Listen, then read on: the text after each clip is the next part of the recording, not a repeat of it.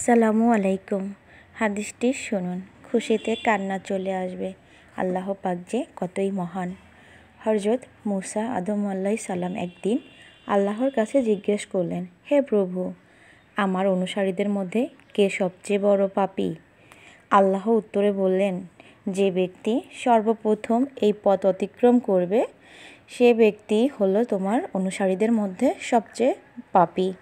আল্লাহর কথা অনুযায়ী হযরত মূসা আলাইহিস সালাম বসে দেখলেন। কিছুক্ষণ পর দেখলেন এক ব্যক্তি ছোট একটি ছেলেকে কোলে করে পথ অতিক্রম করছে।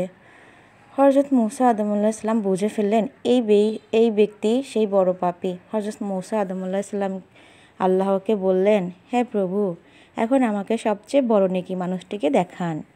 আল্লাহ উত্তরে বললেন, সূর্য ডোবার সাথে সাথে যে লোকটি তোমার পূর্বস্থান দিয়ে চলে যাবে সেই হইল সবচেয়ে বড় নেকি। হযরত মূসা আলাইহিস সালাম সূর্য ডোবার বেশ আগের থেকেই বসে রইল।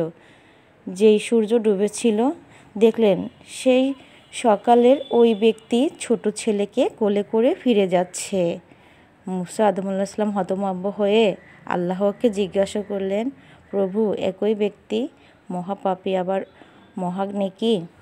আল্লাহ উত্তরে বললেন, হে মূসা, সকালে যখন ওই ব্যক্তি ছেলেকে সাথে নিয়ে তোমাকে অতিক্রম করে জঙ্গলে প্রবেশ করলো তখন কোলের ছেলেটি বাবাকে প্রশ্ন করেছিল, বাবা, এই জঙ্গল কত বড়? বাবা উত্তরে বলেছিল, অনেক বড়।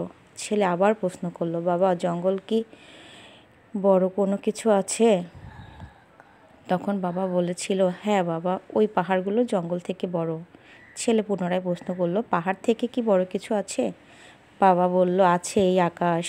ছেলে আবার প্রশ্ন করলো, আকাশ থেকে কি বড় কিছু আছে? সেই ব্যক্তি বলল, হ্যাঁ, আমার পাপ এই আকাশ থেকেও বড়। ছেলে আবার উত্তর শুনে বলল, বাবা, তোমার পাপ থেকে কি বড় কিছু নেই? তখন বাবা চিৎকার দিয়ে ছেলেটিকে জড়িয়ে ধরে কাঁদতে কাঁদতে বলল, আমার পাপ থেকেও অনেক বড় আমাদের আল্লাহর রহমত। হে মূসা, এই ব্যক্তির পাপের অনুভূতি ও অনুশোচনা আমার এতই পছন্দ হয়েছে যে সবচেয়ে পাপী ব্যক্তিকে সবচেয়ে নেককার ব্যক্তি বানিয়ে দিয়েছি। মনে রেখো, আমার শাস্তির হাত থেকে ক্ষমার হাত বহুগুণ বড়। হে আল্লাহ, আপনি আমাদের সকলকে পেছনের গুনাহসমূহ ক্ষমা করে সামনের দিনগুলোকে সত্য পথে চলার তৌফিক দান করুন। আমিন। আমি আজকে আপনাদের সাথে শেয়ার করেছি মুরগির মাংসের রসা ভুনা। আমি এটি তৈরি করেছিলাম সেহরিতে খাওয়ার জন্য। এর স্বাদ অতুলনীয় ছিল। অনেক সময় সেহরিতে ভাত খেতে ইচ্ছা হয় না।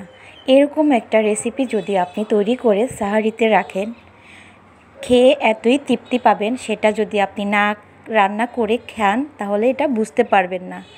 আমি তো করে খেয়েছি, অসম্ভব মজা হয়েছিল। এটা রান্না করতে তেমন কোনো ঝামেলা নাই, খুব সহজেই আপনি এটা রান্না করে ফেলতে পারবেন। আপনার পছন্দের এই খাবারটা অবশ্যই সেহরিতে রাখবেন, দেখবেন তৃপ্তি সহকারে খেতে পারবেন। আর এরকম নিত্য নতুন ভিডিও পাওয়ার জন্য আমার চ্যানেলটা লাইক এবং সাবস্ক্রাইব করার অনুরোধ রইল। সবাই ভালো থাকবেন, সুস্থ থাকবেন। আল্লাহ হাফেজ।